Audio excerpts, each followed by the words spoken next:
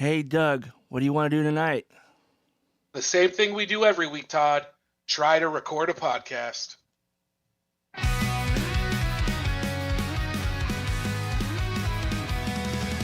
My brain's a rocket, can't sit still. Thoughts collide, they always spill. A million voices shout my name. Never boring, never tame. ADHD, we're running wild. Focus fading, chaotic child. Turn the volume up, take a ride.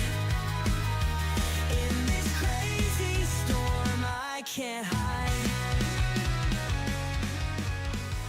Hey, everybody. Welcome back to the Hey. ADHP with Doug and Todd. I'm Doug. That's Todd. How Hi. you doing, Todd? I'm doing good. I'm doing good. You know, it's we're doing our first official live stream, so we Yeah, didn't. we're live. We're doing it We're live. doing it live. Yeah. I don't know. I can't count the number of times that line has been said anytime I've done a live stream with anybody. They're like, "We're doing it live." It's like, It's a prerequisite I now. mean, You you got kind to of you got to have do it. to, right? So we are streaming on Twitch Twitch and and the on YouTubes. YouTube. So yeah, Yeah, and there's a live chat. So if you are listening to this live right now on Sunday, April 13th, around 6:22 p.m. West Coast time, jump in the chat. yeah, We'd love to absolutely. hear from you. I mean, if they're listening to this now, they're like, "Oh man, we missed it." Yeah, we'll try to announce. I mean, we told nobody what time we were doing this, Yeah, so we if didn't you tell are anybody. We listening didn't say, live right "Hey, we're now, gonna go live this week." Nothing. So next week, know that we're probably gonna go live about this time, probably give or take. yeah, Uh, we'll try and announce it ahead of time, but it'll be sometime on Sunday more than likely. yeah, yeah. I Sunday in the afternoon, evening times. So, did you go see that movie with your family? I did. I just got back from seeing the Minecraft movie, and And I loved it. I did. I went in. Now it helped that I went in with absolutely no expectations. My expectations were on the floor. From the moment I saw the first trailer to the at the last movie I took the kids to, just seeing Jack Black in all his current status. It's like he didn't even get in shape or shave or anything for the role. It looks like he rolled out of bed and made the movie. I mean, to be fair, he did have various variations of his beard. In the beginning of the movie, it was more kempt, Yes, and and it was dark. it was dark. And I think the beard growth was supposed to indicate he's been in there a very long time. Yes, yes, but there was none of that. Oh, I'm losing weight for a role thing. He was Oh yeah, definitely yeah, yeah. Jack Black in He all doesn't his need glory, to. and he really didn't. It was so much fun. My older stepson said it was the perfect movie. Yeah. He said it was absolutely perfect, and I loved it. I could go watch it again right now. It moves fast. It doesn't stall. You're never bored, Yeah, yeah. and it's silly. It's super silly, but Right. it's fine. Like it gets away with a lot because of how unserious it is. But it does my favorite thing in a fantasy movie or show in that it takes its silliness seriously. Like Yeah, it yeah. it plays to the rules that it creates, but it's there's nothing too serious about it. But it takes its silliness seriously. I really liked Jason's character is kind of like this has been pseudo celebrity, and he's like, you know, This still is the most still Yeah, this is the holding most on I've to ever it. liked Jason Momoa. Yeah, yeah. I mean, as the character, that character is a complete dickwad and not likable at the very beginning of the movie. And I think as it progresses, he becomes likable. But yeah, he's just he almost had that kind of like um, dude from Cobra Kai kind of vibe, where he's just like, yeah, the '80s are awesome, and you're a pussy, and blah blah blah blah blah. And, you know, I Well, can't. you know what I was going to compare him to is he's the Han Solo of this movie. But whereas Han Solo was more of a I don't know, Han Solo was kind of a loser at the start. I Like mean, he he was owed a money scoundrel to for Jabba. sure. That Yeah. was his descriptor in the beginning of those movies. He was a And I don't want to scoundrel. spoil anything, but he definitely has his Han moment too at the Yeah, end. yeah. Well, I mean, like I said, he progressively becomes a likable dude. So, I And I then the I didn't see yeah, it in theaters. I did find it online and watched a copy of it. I'm not gonna say where I saw it, just that I saw it, and I do want to see it in its full glory. we did get a large popcorn that we refilled once, but it was just a regular popcorn bucket. Did you go to like a big theater, or was it the little one in your No, town? we went to Galaxy Theaters down in Gig Harbor, Washington. Okay. So that's a pretty. We saw the DFX screening of it. It's a Ooh. yeah. So we got the real deal. It's just the last time we were there, we got the special Dune or something Oh, popcorn the bucket. I the just think they the were just out. fleshlight popcorn bucket. Yeah, yeah. Yeah. Or maybe it was a Gladiator one. They had like three options the Well, I last time mean, we. if it's the one I'm thinking of, it looks like the sandworm. Yeah, it was not that one last time. Okay, So you're like, no, I didn't get the fleshlight yeah, I didn't get the popcorn sex toy bucket. popcorn bucket.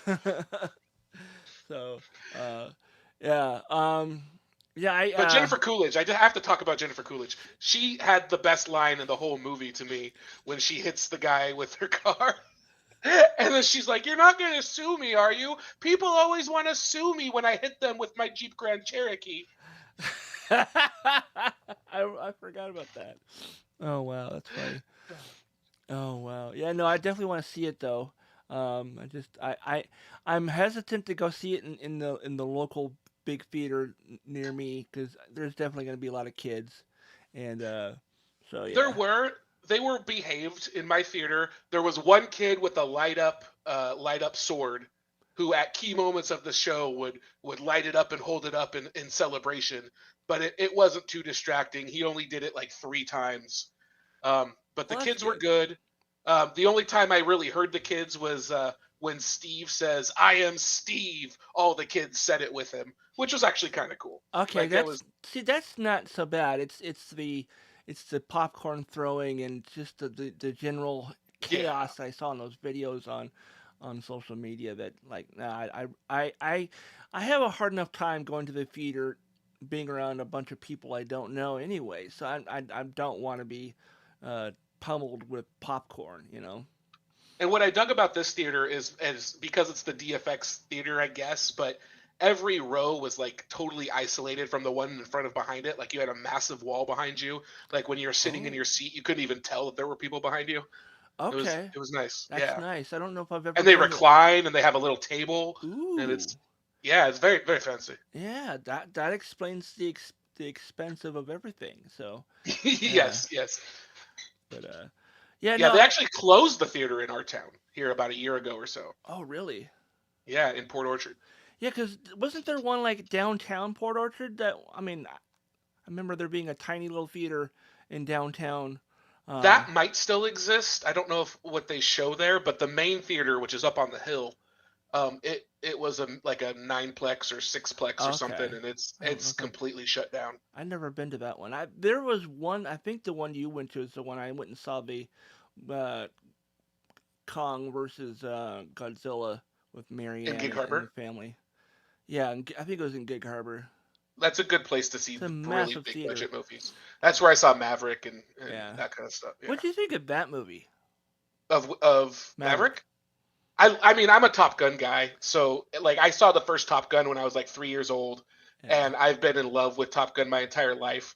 When they first announced that they were doing a legacy sequel, I was skeptical. I was just like, no, no, no, no, no, we don't need to mess with this. Please don't do it. Yeah. And then I saw the movie and I was blown away. Like I definitely have notes, There but was that a we don't need to I get into. definitely had notes as well.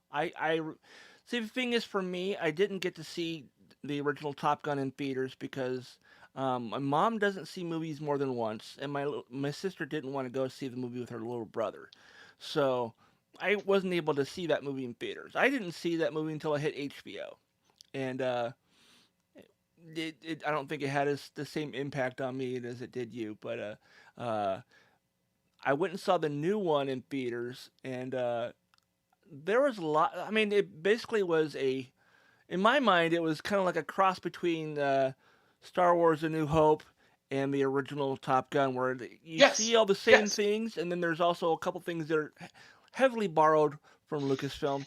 Um, but like the stay on target, Stay on Oh target. yeah, the whole final mission is the trench run. It is. 100% the I'm trench like, run. oh man. I mean, that made me like it a little bit more, but it's just like, okay, this is just basically they recycled all the scenes that everyone seemed to like from the original one, like the The volleyball scene became racing the racing the jet plane with his motorcycle, and then oh yes. the greased up volleyball game, um, and of course the Hanging with the you boys. know, guys, if you haven't seen this movie by now, it's spoilers. I'm just gonna say, we get to see Iceman again, and that's his last movie. Yeah. And what ends up being Val Kilmer's final role. Yeah. Yes. So, And what a goodbye for him it and was. what was great, and people seem to think it was AI. It was not AI. The voice you hear in that, as well as the documentary called Val, where you hear him talking, and it's not him. It's not even AI. It's his son, his eldest boy, and Oh. he sounds just like his dad. It's crazy how much he sounds like his dad when he was that age. But yeah. So. And now I don't know if you know this, Todd. You're talking about how close Maverick, how much Maverick borrowed from Star Wars. And I promise we'll get to the politics soon, folks. Yeah. But we're Sorry. starting off with more pop culture than usual. But the original idea for Top Gun came about from some of the writers read a magazine article about the dogfighting school in Miramar, where the name Top Gun comes from. Right. And they also had just seen Star Wars. Oh, okay. And they wanted a dogfighting movie that was like the dogfighting scenes from Star Wars. Oh, So okay. Star Wars actually inspired the original Top Gun. Oh, that's cool. Yeah, so that's would have been one of my nerdy hats to hang on it. It's like a lot of Top Gun fans are dude bros and meatheads, but they don't understand that it is drenched in geek culture. Guys who wear full their baseball caps backwards, and also put on their Oakleys on backwards as well, and then hold their hand above their eyes when it gets bright. Yes. Yeah, I forgot I had glasses.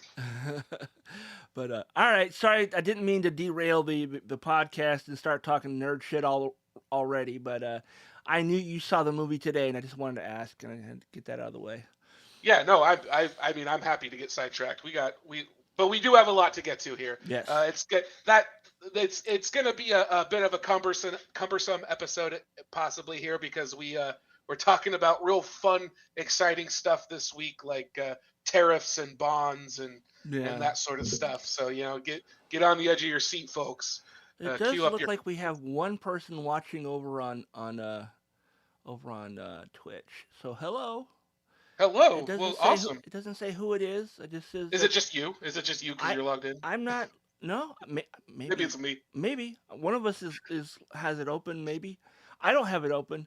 I only have the Discord chat open. Okay, so. then maybe no. It shows that there's eyes over on Twitch. So is it? Maybe it's the government. Yeah, they're keeping an eye on us. It shows that there's eyes over on Twitch. So getting into our main topic for today, they're keeping an eye on us. the first thing I wanted to cover is kind of going back to a previous topic where we talked about basic income, or universal basic income, guaranteed income. This is going to be a big topic for me throughout the life of this show, however long it lasts, because I think this is what our future demands if we're going to have if we're going to take care of people. I think we have to eventually have a universal basic income. So we talked about it before. And Todd, do you remember what we said was the most consistent outcome from these basic income programs? I do not.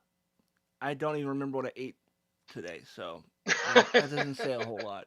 Well, the big thing is that it helps mental health. Like that was like the universal result was no matter what the study found. We went over a few basic studies. They all agreed that it was an increase to mental health. So we have a new report now. Another experiment on basic monthly income has had its analysis come out.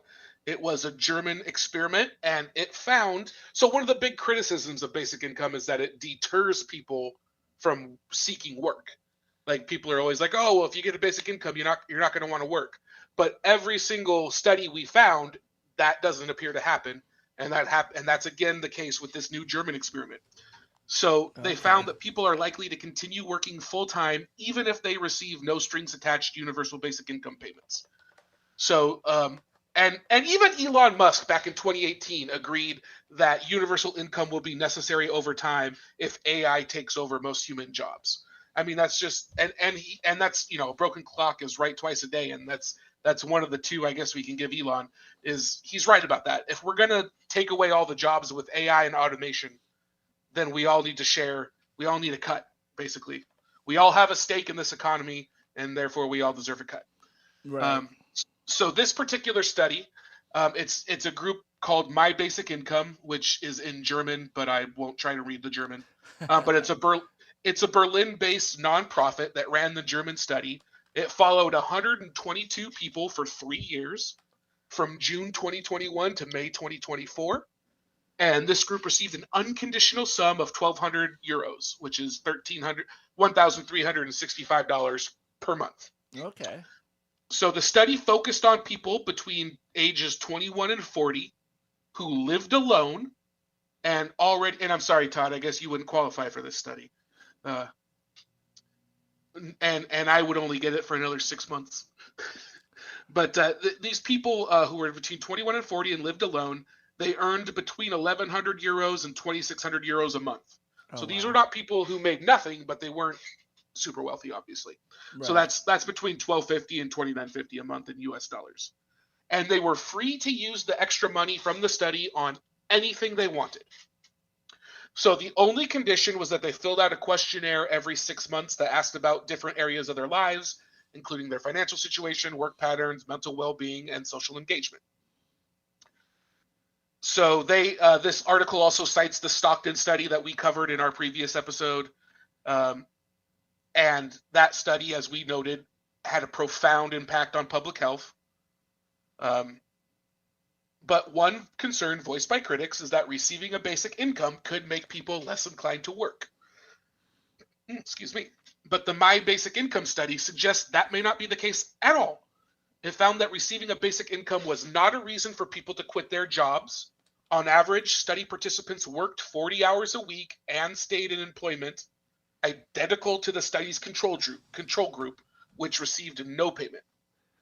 So according to the professor at the Vienna University of Economics and Business who was involved with the study, they found, quote, no evidence that people love doing nothing. Now, some people would argue that, well, these folks receiving the income knew the program wasn't going to last forever, right? This was an objection we found in the previous episode, where they argue that knowing it was going to end in 3 years or whatever they knew, they would likely need to keep their jobs because the money wasn't always going to be coming in. Right. So here's the kicker. Unlike the control group, those receiving a basic income were more likely to change jobs or enroll in further education. And they reported greater satisfaction in their working life and were, quote, significantly more satisfied with their income. So what we see is that there's no evidence that basic income reduces economic and labor market activity, but instead it gives workers the economic security to take good risks and avoid bad ones in their working lives. So they aren't afraid to try and change jobs because they know they have that baseline income, or they'll even go back to school because they know that they don't have to work in order to put food on the table. They'll at least have a place to crash and some basic food to eat. But that to me that's the sign of mental health right there. Is Right. If you're in a bad job, you have the freedom to go find a new one without being like, well, I'm going to be on my own, eating into my savings until this new job comes through. And I think that on its own is a huge increase to mental health. And by having it be an unconditional amount of money, it ensures people have enough for the basics and removes perverse disincentives from engaging in work. So it's just a win-win all around. Right. And so I'm going to be harping on this for the life of this show until we get a basic income. It needs to become the standard. And once we have a basic income, we can get rid of things like a minimum wage. We can get rid of a lot of those kind of hiring rules and things like that. Like, you don't need to have. I don't want to say we could get rid of DEI in that case, but it would be less of an urgency to have these kind of rules and regulations around hiring practices, because we aren't going to have to be so worried that people are only working out of exploitation. And once we take the exploitation out, and then people will be happier because they're going to be doing something that they think needs to be done or they really want to do, rather than here's a meaningless job that I need to in order to eat this month. So that's what I have on the follow-up to basic income. I happened to see this story this week, and I couldn't let it go. The other main topic for today is, of course, the tariffs and everything that's happening. So, not that we are the know-all, be-all of economic conditions and economic policy. I do want to make sure we're on the record about what's going on, because I think there's definitely a divide between what Trump supporters think is happening, what anti-Trump people are saying is happening, and what the truth may be. So a lot of people have been talking about Smoot-Hawley. We talked about Smoot-Hawley a couple weeks ago, I think, and saying that the Smoot-Hawley tariffs caused the Great Depression. They didn't specifically cause the Great Depression. They exacerbated it. The Great Depression was already happening, and then Smoot-Hawley tariffs were a response to that, and then that just made it a total global disaster. The cumulative effect was a declining output in several countries and a reduction in global trade, which meant we couldn't trade our way out of it with anybody. At the time, America was home to cheap goods, and America ran a trade surplus, where, you hear Trump nowadays talk about how we have this trade deficit with all these countries, and therefore we have to do tariffs in order to even out the trade deficit, which is a silly reason to do tariffs. As we also did tariffs when we had a trade surplus in our favor, and that still was bad. So you could argue that because we have a trade deficit, maybe it's not as bad for us to do the tariffs. But you see, as soon as other countries do retaliatory tariffs, it has a problem that I'm only seeing very few people talk about, and it's not a left or right thing. It's basically banking experts are like the only one who get this. And so I've been listening to some people who are quoting anonymous banking experts, because so I guess the one thing I want to get to, the one thing I want to say before I get to this next part is, because of the damage that the tariffs had during the Great Depression, Congress gave the president powers to change tariffs by up and down 50%. They did that because they needed quick action to get rid of tariffs.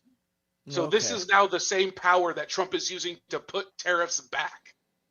So it's sort of like Smoot-Hawley coming full circle again. And what was interesting, though, is, of course, what happened after Trump announced the tariffs. The market tanked, and he immediately backed off of it. So, and one of the funny things that happened as a result of this is that Trump supporters were kind of caught with their pants down, because between the day he announced the tariffs on April 2nd and the day that they went into effect 1 week later, they were all champions of the tariffs. I asked in my political group to the people that were supporting tariffs, I said, so how long, because I suspected he was going to back down pretty quick. Right. So I asked them, how long do we put tariffs for? Like, how long do these tariffs need to be in effect? Because their argument was the tariffs are important for bringing manufacturing back. My response was, if that's what they're for, one, how long do they need to be in effect for this to happen? And two, if we're really expecting the manufacturing to come back, where is the investment in infrastructure to support that? They aren't doing any kind of domestic investments in anticipation of jobs coming back. So what? And how long are we? And there's no commitment to how long this is going to happen. And the response I received one person just said, let the tariffs ride. The other person said, well, I don't believe in domestic investment because traditionally it gets squandered, which is not true. That's just their right-leaning perspective on that. But it was just the answer was essentially as long as it takes, right? Right. And my point, and I said back to them, well, I'm asking this because I feel like he's just gonna back down or reverse them quickly, and then claim a made-up victory and say, I got what I wanted, and that appears to be exactly what happened. Okay. They came back to me and said, well, as I predict, just as I thought, it was a negotiation tactic. He wanted to bring them. He now has 70 plus countries that are wanting to negotiate with him, and it's like, okay, so one day let the tariffs ride, the next day, oh, it was a negotiation tactic all along. And these people are they're just contorting their mind to support Trump's day-to-day whims.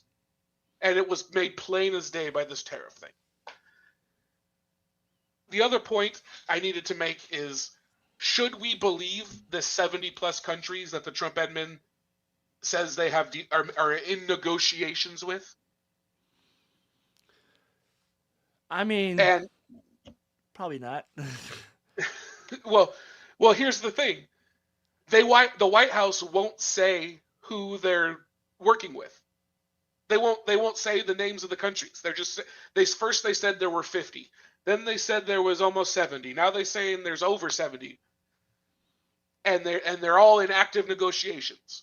Eventually they clarified, well, there's only 15 that have made offers. But still, they won't say who the countries are. Of course not. So they're planning to get 70 plus deals done over the next 90 days, supposedly, because this is a 90-day pause on tariffs. Do you know how many trade negotiations the Trump administration did during Trump's entire first term? No. 2. They renegotiated NAFTA under a new name, and they renegotiated an existing deal with South Korea. So through the entire first 4 years, they did 2 trade deals. And now they want us to believe they're going to do 70 plus in the next 90 days. We also know that Trump lies. We know he's a con man. During his first term, he repeatedly claimed to have had conversations and negotiations with different foreign individuals, heads of government and heads of state, Right. that were completely made up. Like, he made up something about how there's a country that charges America every time we fly over it. And I called the guy up, and he agreed not to do that anymore, so that's going to save us millions. It never happened. It never happened. That situation never even existed. Not So surprised. So Trump is a known liar. We should not believe anything about specifics that he says without them being transparent about the who's and the whats. We cannot the take receipts. their word for anything. Exactly. Show me the receipts. So what really happened this last week? Was it just if it's not a negotiation tactic like Trump wants his people to believe, if it wasn't just, oh, I'm going to put these big tariffs, I'm going to announce these big tariffs, but as long as somebody comes to the trading board beforehand, I'm going to pause them all except for the ones on China. Because that doesn't even make sense. Is it every single country except China came to the negotiation table? No, that's not even what they're saying. But they still paused it on everyone except China. So what really happened there? Why did he back off? What scared him? So first, recall Trump's 3 motives as we've identified them on this show. Yeah. 1, enrich himself and his cronies. 2, promote global Putinism. And 3, stay out of jail. Yeah, tickle Putin's balls and stay out of jail. Yeah. By my account, what happened this last week is squarely in category 2. This is a thing to help Putin's goal of isolating America and lowering our standard in the world. So the reason why it came back on him is because of the bond market. The US bond market is the safest investment basically in the world. It is the rock solid safety investment, US bonds. They always go up. And so this is where, so I took this from Carrick Ryan's Facebook, who had a senior banker share his opinion. It had to be anonymously so he could be as frank as possible. But the long story short of it is that the U.S. is borrowing unsustainably, issuing bonds every month. It is imposing extreme tariffs on both friendly and non-friendly countries. So now there's a total mistrust in U.S. government policy, which is we're doing protectionism in a world of global trade. And the stock markets are crashing. Over-leveraged bond trades are blowing up. Safe assets are being sold off. So Japan and China have historically been the largest holders of our bonds, and they're starting to sell them. And that may be the final straw, is that China may sell its U.S. bond holdings in retaliation. So because of that, they had to bring in new people that were not quite as trade hawkish as like the Peter Navarro of the world. And they convinced Trump that if China sells their bond holdings, it would decimate America's standing in the world. Now, I do think he wants to do that ultimately, but he can't do it all at once. And he can't take the blame for it. He can't lose the faith of his own supporters, otherwise he's toast. So once they told him that that bond market was going to tank, that's what got him to take the pause off. Yeah. And I think, quite frankly, I think they didn't get the people coming to the negotiation table that they wanted. So that's why they're lying about it and why they paused it before it even went into effect. Because if you were really serious about bringing people to the table, you'd have to let it go into effect. But the point of the matter is the damage may already be done to the reputation, right? He still wants to he wants a chance at a strong economy so that he can say he needs to be kept in office past his second term. But he wants there to be no faith in the bond market, because that keeps us from being this buoy to the world. It basically, he wants to put us in a situation where the only people we can trust are Putin and Putin's allies. Or should I say, the only people that trust us are Putin's and Putin's allies, while the only respect we can garner from the rest of the world is via our military might. Yeah. So an isolationist country with the world's biggest military, that's what he wants to create. And if that happens, that is a recipe for war. We're going to have to go around the world. And again, he set the table for invading Greenland. He set the table for invading Panama.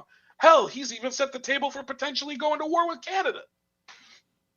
Yeah. And so I think he's trying to create the economic conditions where that becomes, where he can actually feel like he has the political capital to do those types of things.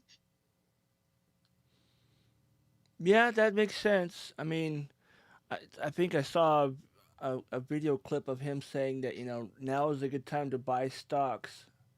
Well, that's the other part of this is so before I get to that real quick, is just to back up what I was saying. I had already written that part that I just said multiple times on Facebook before I heard what Jamie Dimon, who fuck Jamie Dimon, but he is the CEO of JP Morgan Chase. And in his annual letter to shareholders on Monday, he said Trump's America First policy risks alienating its most important partners and the country's special standing in the world. And again, if you're Putin, that's exactly what you want in America right now. Right. Is you want us to lose our special standing in the world. You want us to alienate our most important partners, because then we aren't able to cohesively counter Russian aggression wherever it may be in the world. So this is all setting up for Putin. After Trump's first term, probably Putin didn't think Trump would be able to win again after Jan 6. Yeah. Like we all thought Trump wouldn't be able to win again after Jan 6. So that's why he started Ukraine. He started doing Ukraine then because he thought that was the time that America is most divided and could not have a cohesive response. Biden, to his credit, got the world united against Putin. But now that Trump's back, he is making sure that we could never have that sort of cooperation against Russia again.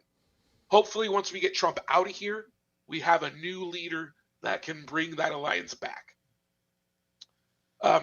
So Trump's people were able to convince him to pause the tariffs, but the damage of distrust may already be done. I believe that Trump's people knew the markets would respond the way they did between the announcement on the 2nd and the implementation on the 9th. And so they are saying, okay, we'll give it a chance to see if the world will cave and beg for deals. But even if that doesn't happen, if Trump just needs to reverse his position, it'll create a large buying opportunity for all the wealthy cronies. Right. And then that's where we hit the thing that you said, Todd, is Trump told investors to buy on social media hours before he announced his tariff pause. So remember when he announced his tariffs on the 2nd, he waited for the close of stocks that day to announce them. But he announced the pause during trading. And if you look at the calls, there's a whole spike in calls right before the announcement, which suggests that a number of people had insider info. And to their credit, the Dems are calling for investigations, but some of that's hypocritical because nobody in Congress should be able to trade. But this goes to show why we don't want the president being involved in financial issues privately. He should not have private stakes in the economy while he's president. The same reason President Carter put his peanut farm in a blind trust so nobody could question whether he's doing things favorable to his own trust. Yet here we have the current president telling people to buy just a few hours before he announced his pause. It's such blatant corruption that everyone should be pissed about this. Everyone should be up in arms about this. And yet his cult continues to just make excuses for him. And it's always 3D chess or 4D chess. It's always, Trump is 10 moves ahead. Trump is always behind his own ideas. He is, and I don't mean that in terms of like he's got their back. I mean he's operating from moment to moment, whatever is politically expedient. He is never leading the way. He is always following reality. He's always following the repercussions of his actions with new excuses. So I just wanted everybody to understand it's the bond market that really makes America everyone's cash cow. It is the rock solid. It is the new gold standard, as it were. And as we damage the bond market, as we damage faith in the bond market, that is where we really lose our standing in the world. And at least they backed off this time and used it as a money-making scheme. But what's going to happen in 84 days from now or whatever it is when the 90-day pause is up? Stay tuned. All right. So that was the main topic for today, and then we're going to move over into news of the week here. Let me just take a sip of my water. Yeah. It looks like somebody wrote in the chat, Foxtrot Delta Tango. Agreed. Okay, I'm not seeing that in the Discord, so I must not be connected. Yeah, I don't know. Hold on. It's like I said, I was sure that this is supposed to synchronize all the chats, but maybe it doesn't. But that was over on Twitch, and it is. Well, that's okay as long as you're monitoring it. It shows up in the video, so. And we're happy to take questions. If anybody puts a question in chat, I'll do my best to answer it. My point of this show is not to say that I'm the expert. I'm trying to learn and share what I'm learning along with my opinions. Yeah. And so we're all kind of feeling this out together. So no question is a dumb question. No comment's a bad comment. If you want to tell us that we're effing stupid and to F off, by all means, have at it. Yeah. I will say this though. I will not let trolls stay in the chat. So if anybody's if you're spamming a message or you're just here to promote some other channel, we're probably going to ban that. Yeah. I mean, it's just this. I mean, you can say one thing, but if you're going to continue to be a troll, then I'll boot you. I'm not going to play around with that. But, so for news of the week, student visa cancellations have come about. So we're seeing student visa cancellations via the Suffice program. Right. But we do finally have somebody fighting back. So in the first bit of news, because we're local to the Seattle area, the University of Washington's a big deal here. And they've announced that there's about 9 students so far that have had their Suffice funding their Suffice standing canceled. And what Suffice is, if I get my link back up here. So it's the Student and Exchange Visitor Information System. So it's run by the Department of Homeland Security. The Department of Homeland Security is Trump's basically brown shirt organization at this point. And what happens is they cancel their Suffice status, which effectively ends their F1 standing as a student in this country. And then they have a limited time to leave. But they are unlawfully doing this. So in the second story here, we actually have a student who is a student athlete in California, student Doe number 1 or something like that. They're not giving their real name, but they are suing DHS, and specifically they're suing well, what's the lady's name? The head of the DHS secretary, Kristi Noem. And they're also suing the director of ICE over unlawfully terminating Suffice records based on visa revocations, which appear to be designed to coerce students into abandoning their studies and, quote, self-reporting, unquote, despite not violating their legal status. So they argue that if ICE believes a student is deportable for having a revoked visa, it has the authority to initiate removal proceedings and make its case in court. It cannot, however, misuse Suffice to circumvent the law, strip students of status, and drive them out of the country without progress. So we actually have a court case to follow now to see where this is going to go. I think this is a big deal. I think they have every ground to win this case. And so we're just going to see what happens with this. Because right now, the University of Washington State University, they're basically monitoring Suffice on a daily basis to see who gets canceled because they're not notifying the people. They're not notifying the students. The government's not when they do this. Okay. What's happening is they're ending their Suffice status, and then they're sending HSI, which is Homeland Security Investigations, to just pick these people up in broad daylight. So that's like what I'm assuming that's what happened to the Tufts University student who was picked up by plainclothes agents. Right. And there was another, I don't know if you saw this on TikTok, but there was another recent situation this past week where an immigration lawyer pulled up to one of his clients' houses, and there were HSI agents in plain clothes hanging out outside her building, waiting for her to show up. Oh. And yeah, and he got into it with them in a lawful way. You know, he asked for identification. They exchanged some identification, and he said, you know, if you want to talk to my client, we can set up a meeting in my office. But they had 5 armed agents there to supposedly do what they said was a welfare check on this person's client. Welfare check. Since when does the federal government conduct welfare checks?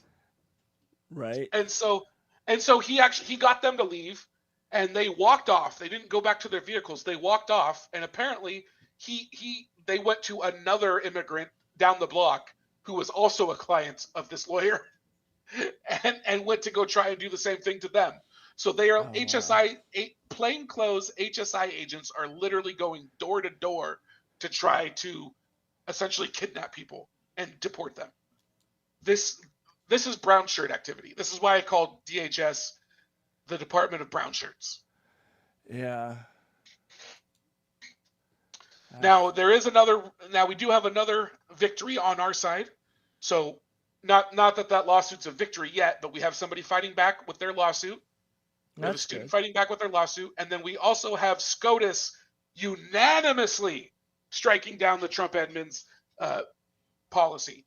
So in a 9-0 ruling, which includes Clarence frickin' Thomas on the side of justice for once, says the Trump admin must facilitate the return of Kilmar Abrego Garcia. This is the man who was mistakenly deported to El Salvador despite having a court order that he cannot be deported to El Salvador. Like in 2019, the court said this man cannot ever be deported to El Salvador, and the Trump admin admitted a mistake They even admitted he was not supposed to be there, but they've been saying we can't get him back. He's under the sovereign rule of El Salvador now. We can't do anything. And so the court, the lower court, said you must facilitate and effectuate the return. Now the Supreme Court has, in their 9-0 ruling, said effectuate needs to be revised because that sounds like you're telling the executive how to conduct foreign policy. But they must facilitate his return is being upheld in a 9-0 decision. So this is huge. This is an absolute now of course the Trump admin is dragging their feet, right? They're doing everything they can to slow this down. They had a 5 p.m. deadline yesterday, Saturday, to state what the current status was of Mr. Abrego Garcia. And it was a few minutes after the 5 p.m. deadline that they actually filed. And they said he is alive and detained in El Salvador. So now the judge is ordering them to start telling us what they're doing and how they're going to bring him back. And we're going to see continued updates. We'll see how much they're able to drag their feet on this. Obviously, the fear is that to make this problem go away for Mr. Trump, the El Salvadorian government's just going to kill this guy. Like, that's the concern. And I don't know what we do if that happens, right? Like because they're just going to say, oh, he was killed in a prison fight or something like that. And I don't know what do we do then? He because suicide. Really, yeah. Just like Epstein. It's weird. Yeah. No, I don't think I don't know of anybody who believes that Epstein hung himself. No, definitely not. I mean, if he hung himself, it's because he did it with a knife to his throat or something. Yeah.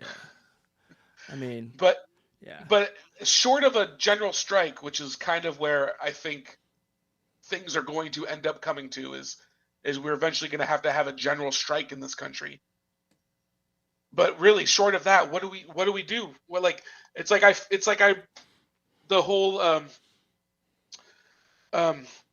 oh my goodness, having a blank moment here, but the Washington Post columnist Jamal Khashoggi, who was called to the Saudi Arabian consulate where they murdered him and hacked him to pieces. Right? This happened during Trump's first term. And some people think that he was given clearance. Like, most people think he wouldn't have just voluntarily gone there unless he was assured of his safety by somebody. And there's a lot of thought that Trump basically traded in Khashoggi for favoritism from the Saudis. Okay. We know that Jared Kushner, Trump's son-in-law, received some really sweet deals from the Saudis, and in return, he gave, prior to it, in exchange for this, essentially in exchange, he provided the Saudis with a list of Western sympathizers, basically people in the Saudi royal family that were not necessarily fully on board with the Saudi prince. Okay. And those people all got imprisoned in a hotel in Saudi Arabia. And I don't know if they were all killed or some were killed. Some have just been detained. But it's just this absolute, like, crime thriller type bullshit. Like, this is the stuff that bad guys do in the movies. Right. And it's just, it makes me feel powerless. I don't know what to do about, like, how do we stop this kind of stuff from happening? And the only thing we can do is collective action. Speaking of collective action, we're going to put a couple of links in addition to all our sources for this week. There's going to be 2 links for action. So this is stuff you can do. So the first website is 5calls.org. Excuse me. That's the number 5, CALLS.org. What this does is it can connect you to your representative or your senator. Nice. And it gives you all these issues for what you can call on. And you just click on an issue and see what it tells you about it. So, like, you can call your congressperson. You can demand there. So there's links for April recess town hall. There's links for demanding the unfreezing of FEMA funds. There's opposing the SAVE Act, which we'll get to in a second. And the list goes down on things that you can call on, and it'll give you a little script and a little way to call your congressman or congresswoman or congressperson. Speaking of, and then the other link is www.mobilize.us. And this is the link I used to find the protest I went to on the 5th. And it'll basically just show you protests in your area and how you can sign up for them. Yeah, that's how I got onto the online one. Yeah. So those are two great resources that actually allow you to do something meaningful. And like we've stated on previous episodes, calling your congressperson is the most effective way to get their attention. Letters and emails are great, but they can ignore those. When their phone lines are constantly busy because of all the incoming calls, they care. So I mentioned the SAVE Act. Yeah. This is our last weekly item for the last weekly news item before we get into the fun stuff. One of the things that's blowing up on my feed, one of the things that all my progressive friends are up in arms about, is that a local Democratic congresswoman from Washington State, Marie Gluesenkamp-Perez, she's in Washington's 3rd District, she was one of 4 Democrats who voted for the SAVE Act. Oh, wow.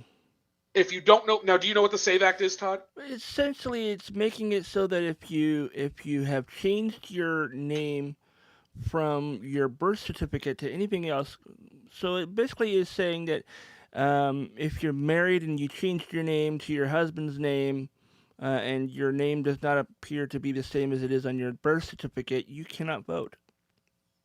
So that, and of course that's not what the bill itself says, but that is the practical effect of it. Yeah. So what the act requires is basically proof of citizenship in order to register to vote. And so just an ID is not enough. You'd have to have your photo ID and your birth certificate, or you have to have a passport. Basically the exact same thing you would have to do to get an I-9 or to travel internationally.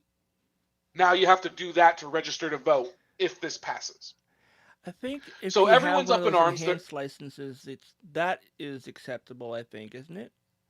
I know a real ID is, which I don't know if a Washington State enhanced driver's license is the same thing as a real ID. is what that is. Yeah. Okay. Yeah. So yes, that's another way you can do that. But of course, these things all have costs associated with them. Yeah.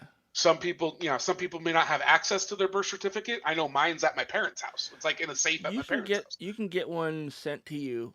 You have to. I don't remember where I did it. But of course, you have to have an address to get it, and you have to pay for that. Yeah, it costs money. I think it was it wasn't that expensive. I think it was maybe $25-$30. But the whole point is that putting these barriers there just makes it less likely that you can't just go out and register people to vote. People are not going to do it because it's going to cost them money. And that's a poll tax.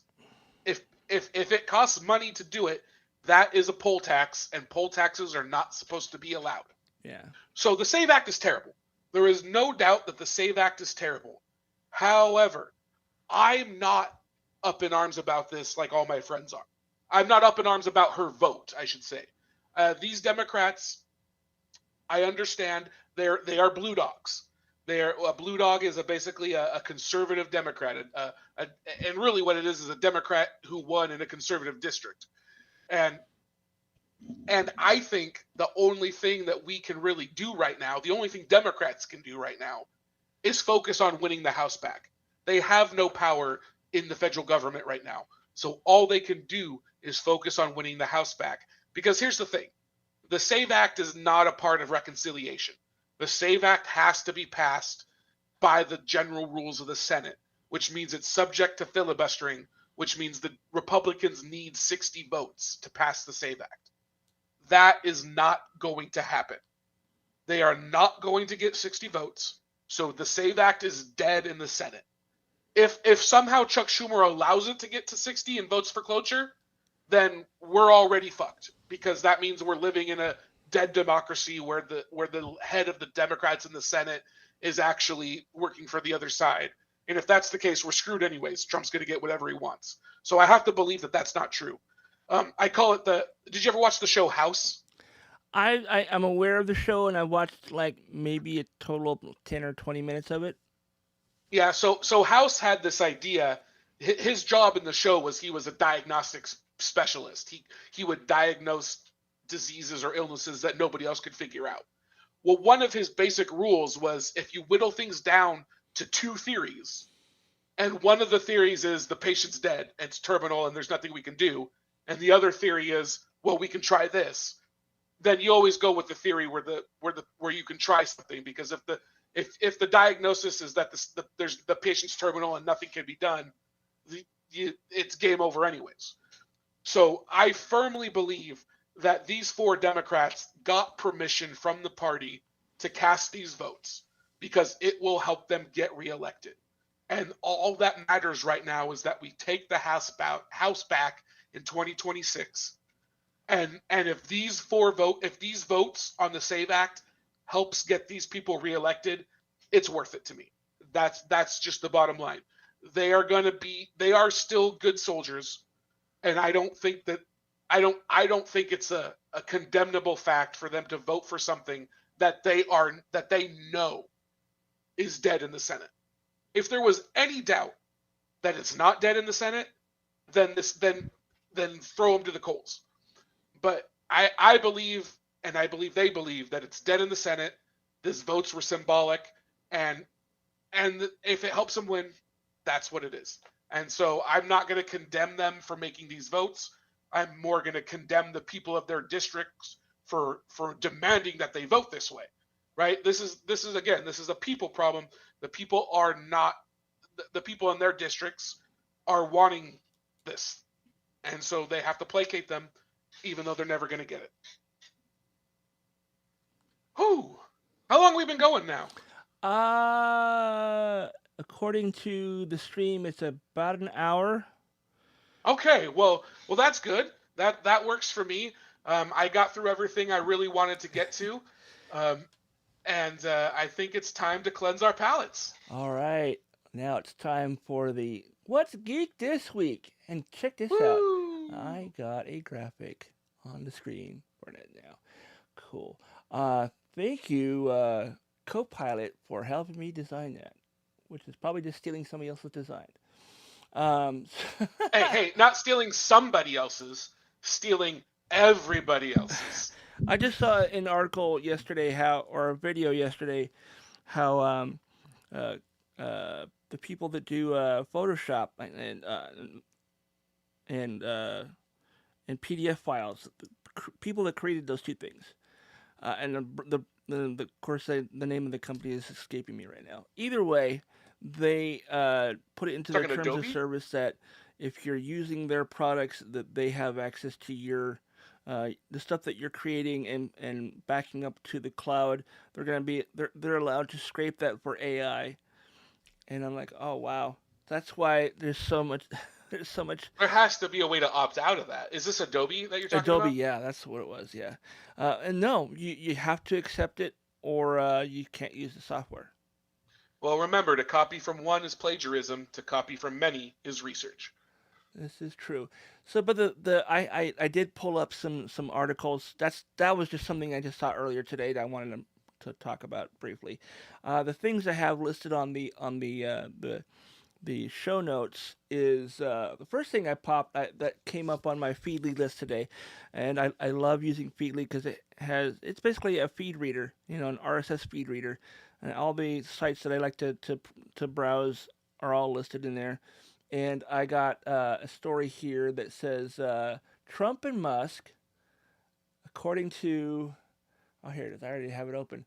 According to comicbookmovie.com, Trump and Musk are now supervillains in the Captain Canuck comics. It says here, inspired by the trade war and tariffs between the United States and Canada, Trump and Musk have been turned into supervillains in Captain Canuck comics. The character is essentially a Canadian version of Captain America. Captain Canuck first gained popularity in the 70s, and it seems as if the popularity lessened quite a bit, but the tensions between the two countries seem to have brought Captain Canuck back into the spotlight. Honestly, I don't even know what comic book company makes this. It's got to be a Canadian one because I've never heard of it. Um, Yeah, and it makes sense though, since Trump and Musk are basically cartoon villains. Like I said, they act like the bad guy from a crime thriller. yeah, they're straight out of like Austin Powers. You know, the bad guys are just goofy as fuck, and you if you didn't think they were serious, you'd be laughing at them. I mean, people laugh at them anyways, but you know what I mean. But Um, yeah, but we laugh so we don't cry.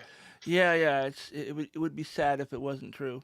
Um, but or if it was, yeah, I said that wrong. Either way, the other things I have pulled up here is one of the stars of the new Daredevil Reborn or Born Again series on Disney Plus has expressed interest in playing Swamp Thing in the DCU.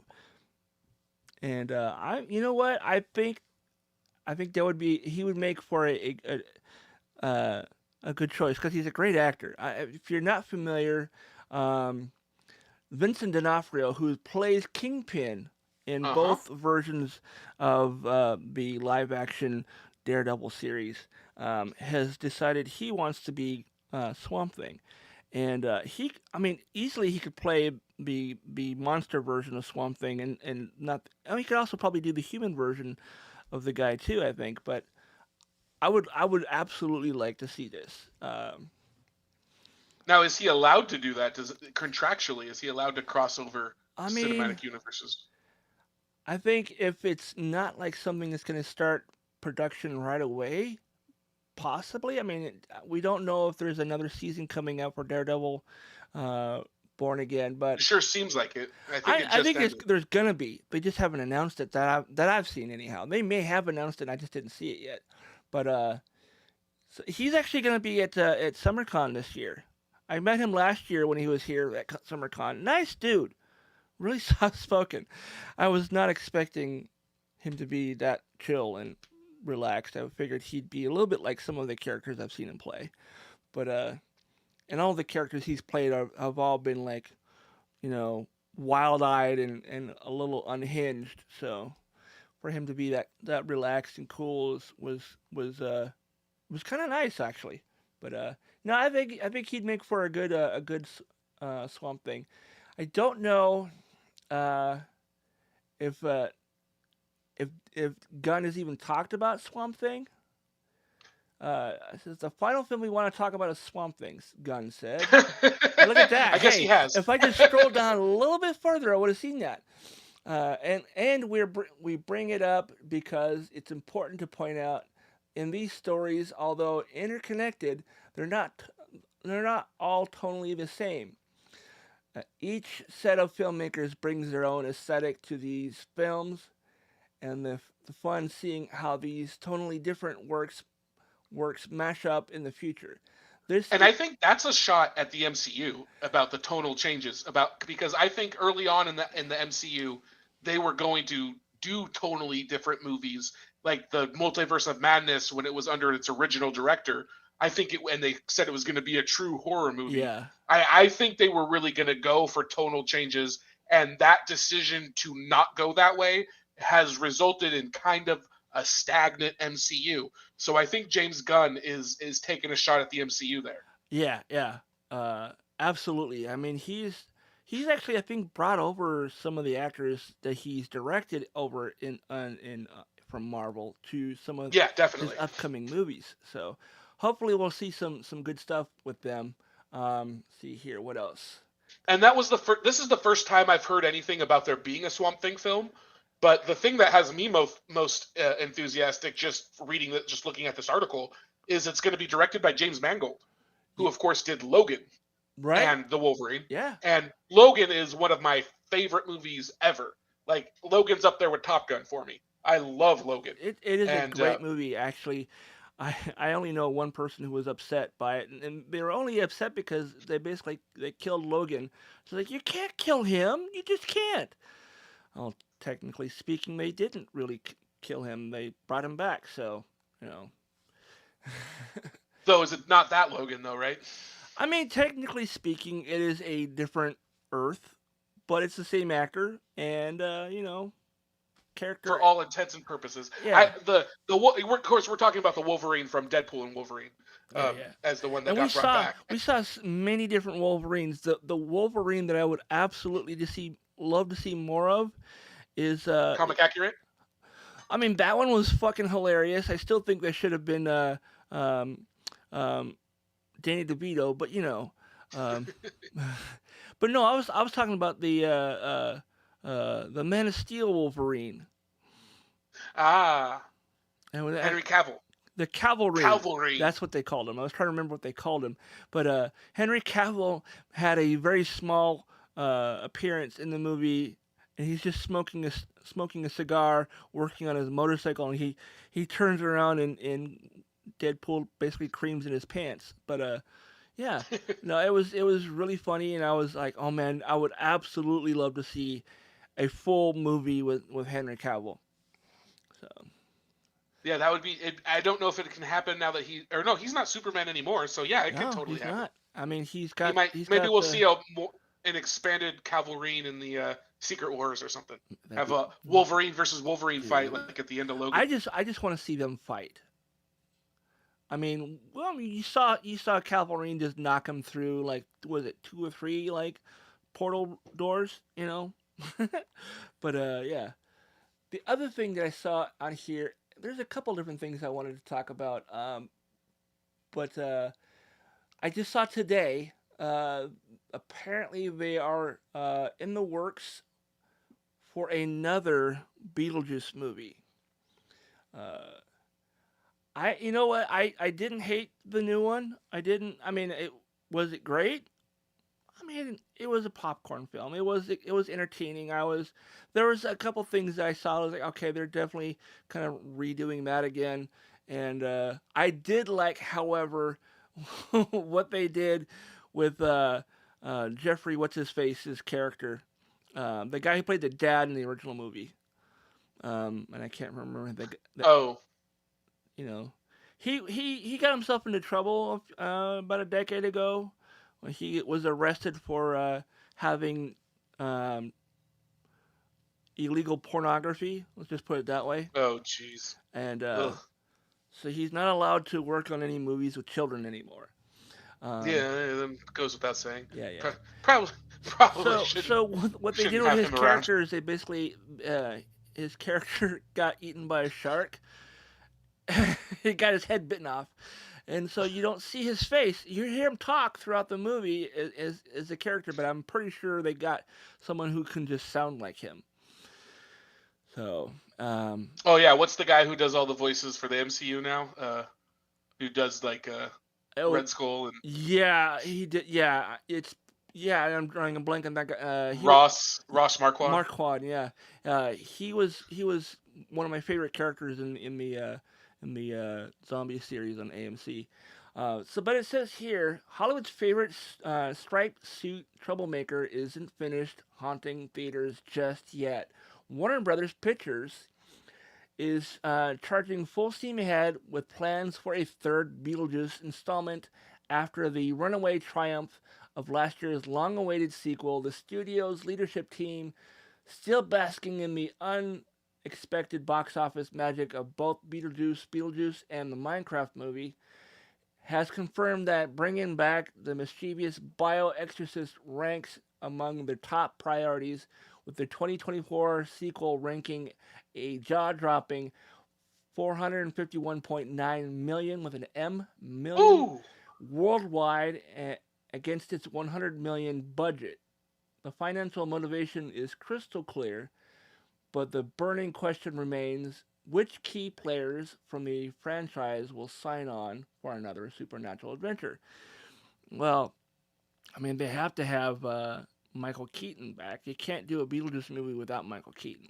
Well, and hearing that Beetlejuice only had $100 million budget, which is low for a blockbuster this time of this day and age, I gotta feel like most of that budget's Michael Keaton's salary.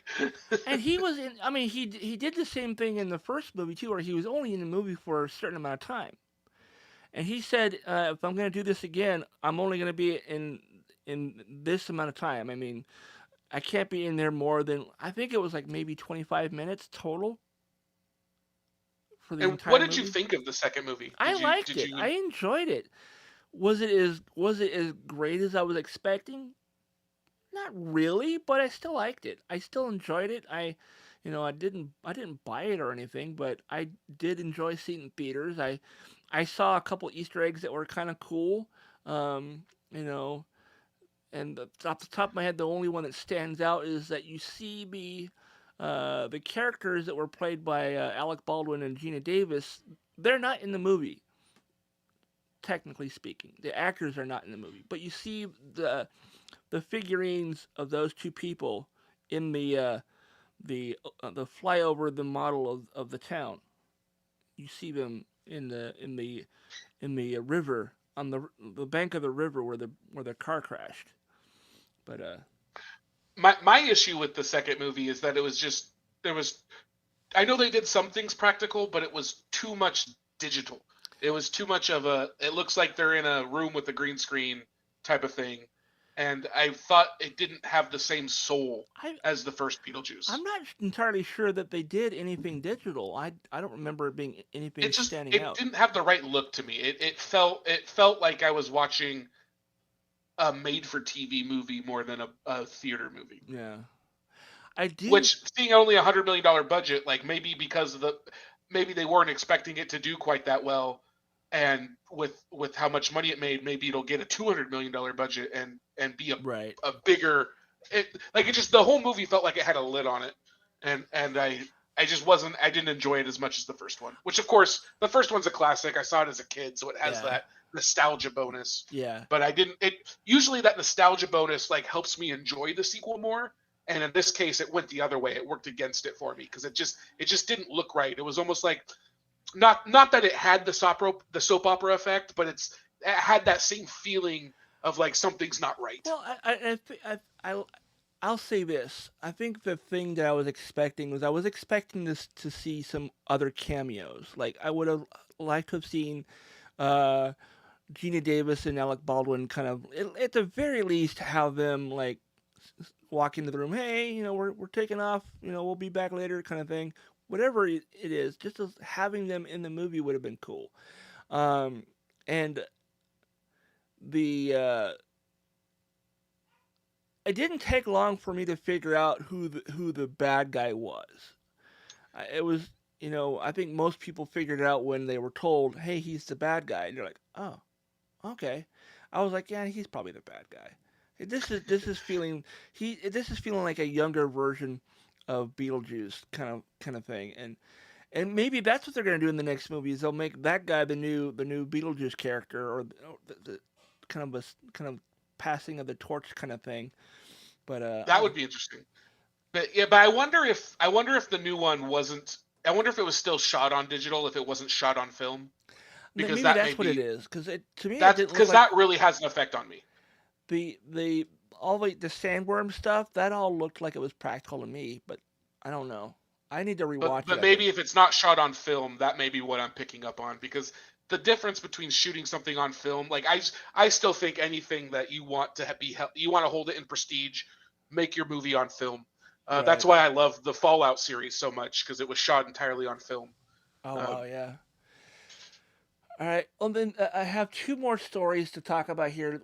I think I'm gonna skip to the last one, and then I'll do the second to the last one as the final story. Um, sure. I I I realized I saw an ad for it on TV the other day that the TV series Surreal Estate has a third season. And I was like, oh shit, I didn't even Great know it was name. coming Great back. name. So I was like, I never heard of it, but that's a great name. it's a really cool series. I kind of put in the description of kind of what the series is about on the show notes, so you can get an idea. They have the first two seasons available on probably Peacock or whatever the NBC streaming would be. Uh, so That's Peacock, yeah. yeah, so I think if you want to see season 3, All right. Well, that was interesting. My computer decided to disconnect from the internet. So for those of First you, live show, first live problem. oh yeah, uh, That's how you know it's really live. So the live, if you were listening to this live, now here's where you can pick back up and hear the end of the show. yeah. I think yeah. I don't know what happened honestly. I just know that everything that I was clicking on wasn't loading. I'm like, oh man, this is gonna disconnect. And Are you on Wi-Fi? I am, yeah, Anything can happen with Wi-Fi. Somebody starts a microwave next door. You never know. yeah, yeah, yeah. In my office, in my work office, back when I didn't just work remotely, our Wi-Fi would cut out every time somebody used the office microwave. Of course. So we were talking about Surreal Estate, which It, which has Tim Rosen and Sarah Levy. It's kind of a Schitt's Creek reunion of a cast. I mean, it's a Canadian show, so a lot of the actors you've seen on other Canadian shows like Schitt's Yeah, Creek. there's only a handful of Canadian actors, so they got I to use them mean, in everything. to I mean the ones that haven't moved to California to work in Hollywood are the ones you're going to see in a lot of those types of shows. So I was aware of him from Winona Earp. He played only the second best Doc Holliday.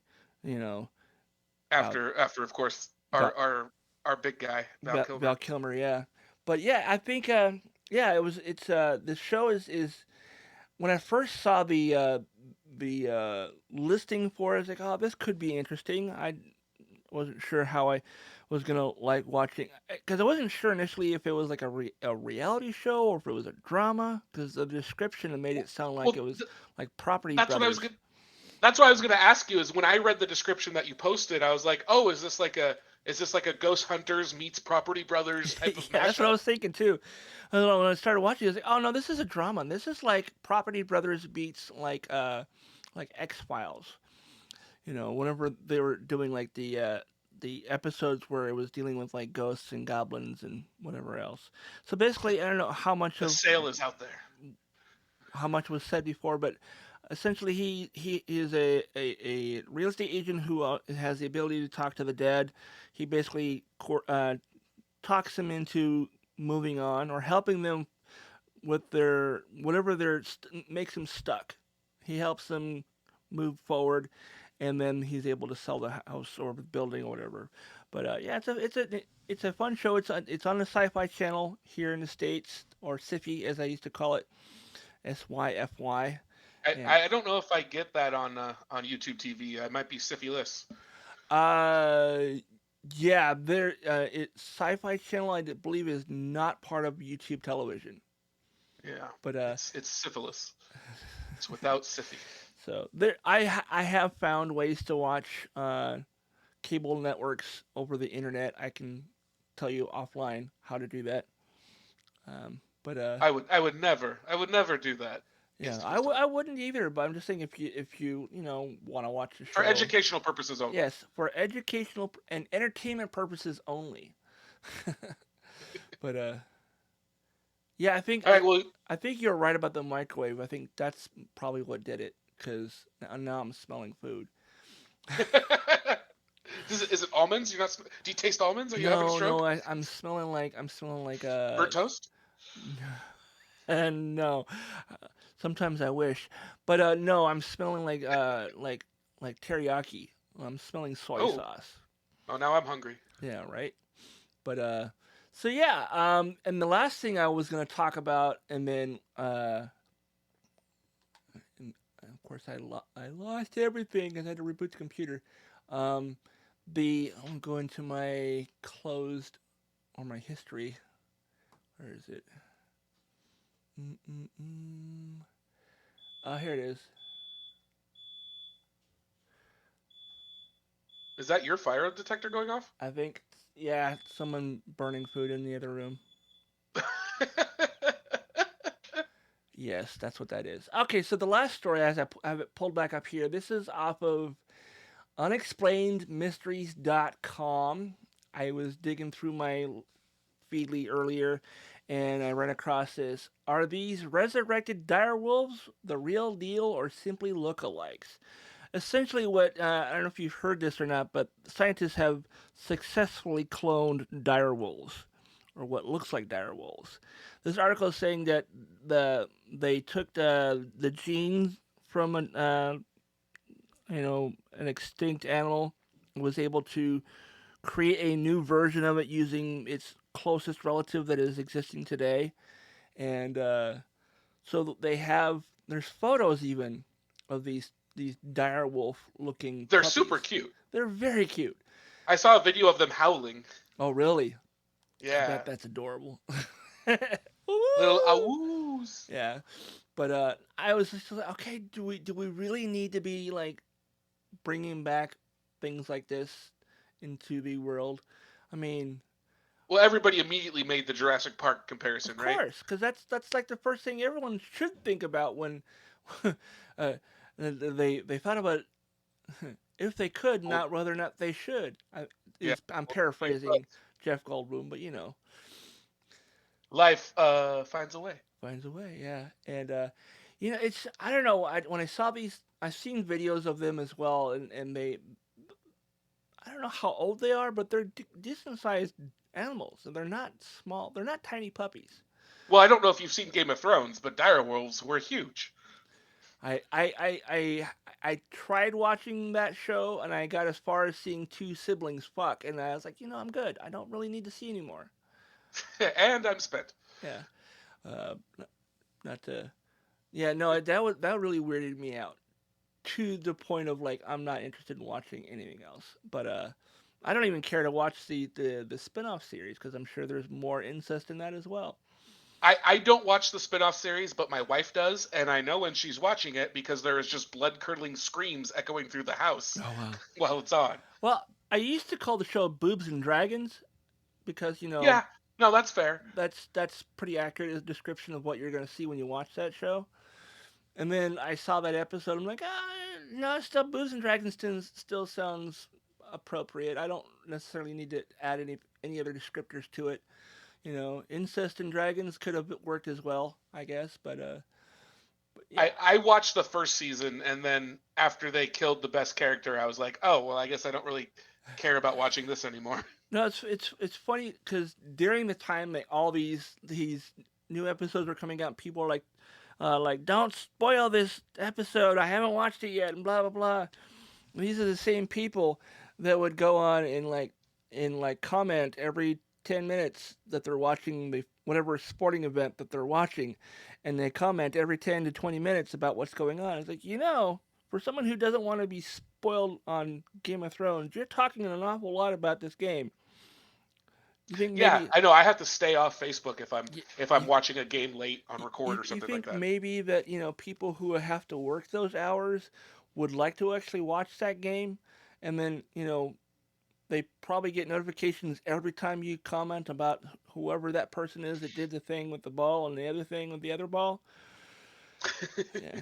I legitimately lost like 50 friends on Facebook that day because I was just done with like the constant comments. Because it wasn't just one person, it was like 30 people all doing the same thing. I was like, dude, come on. I don't care. People who care are going to either watch it with you or they're going to be waiting till later when they are not working to watch it. So don't be a dick and stop spoiling the fucking game. Yeah, everyone's got to get their opinions out though, because that's what else are sports for than arguing over what's actually happening.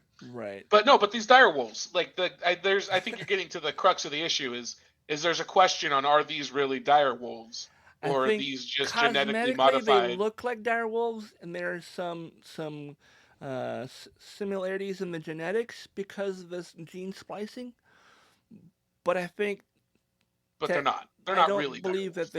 I don't believe you can call them a dire wolf any more than you can call what the thing is that they're. I don't know. There's another. It may even be the same group of people. Fuck, I don't know. There's a group of people, scientists, that have decided to resurrect the velociraptor using chicken DNA. Right, yeah. So it's just a modified chicken more than it's an actual dinosaur. Yeah. Like the dinosaurs in Jurassic Park were really frogs, modified frogs. I mean, yeah. So I think the end result is that it's not technically a direwolf. It will have some direwolf attributes, but it is not a direwolf. And all the money they spent on this, I want to know, like, what is the upshot of this research? Like, is this going to be something where we eventually can like cure cancer because of this research or something? Because otherwise, it feels like a vanity project that wasted a bunch of money. Right. Where this money could have been spent elsewhere. I don't usually like to do why'd you spend money on that when you could have done this? Because you can what about anything that way. Yeah. But unless this really has potential for breakthroughs in health or something like that, it's just I because if we're at the point where we're using this technology to bring back a species, it doesn't mean it's a species that just died out. It's only going to be for species that died out eons ago and don't need to be. We need to spend this money to prevent current species from dying out more than we need to worry about resurrecting ones that are long since died out. And my next question is this: where are these wolves gonna live? Are they gonna live on a farm someplace where they're not gonna be reintroducing direwolf genetics? Yeah, they're going to a farm upstate, Todd. They're gonna go live with that. What was it, senator? That woman who shot her puppy. They're gonna go live with her. Well, that's what we talked about earlier, Christy Nome. She's now the head. That lady that shot her dog in the gravel pit is the head of DHS now, Department of Homeland Security. That's the woman that's getting sued along with the head of ICE. Maybe those dogs can go live with her. I don't know. It seems like an interesting story, and it is. It's definitely an interesting story. It's just like, I mean, I have this site as one of the feeds I have, largely because I was looking for blogs that had like weird stories. I wanted to have like, at one point on another podcast, I wanted to have like a weekly weird news kind of thing. Sure. Just kind of like, what's weird this week, or what's geek this week. I mean, it was because it had stories about Bigfoot, it had stories about UFOs, and it had stories about, Area 51, that kind of thing. So yeah. I like it. We can't call it weekly weird news, so we'll have to call it what's weird this week. So yeah, we got what's geek this week and what's weird this week. I'd like that as ongoing things. That could work. Yeah. I mean, I was actually legitimately looking for a website that would have things like Florida Man stories and things like that. I like it. So I think that wraps up the show for this week. Hello? I just lost him again. Doug? That's the YouTube channel, TODD. I lost you, dude. You were gone for a good 10 seconds. Oh, boy.